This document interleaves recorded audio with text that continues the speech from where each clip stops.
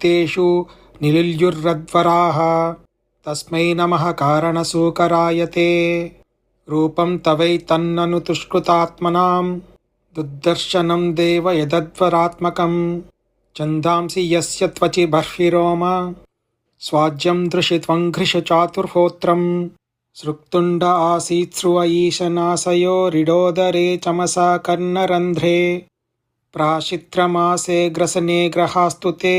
यच्चर्वणन्ते भगवन्नग्निहोत्रं दीक्षानुजन्मोपसदः शिरोधरं त्वं प्रायणीयो दयनीयदंष्ट्रः जिह्वा प्रवर्गस्तव शीर्षकं क्रतो सभ्यावसध्यं चितयो असवो हिते सोमस्तु रेतः सवनान्यवस्थितिः संस्था विभेदास्तव देवदातवः सत्राणि सर्वाणि शरीरसन्धिस्त्वं सर्व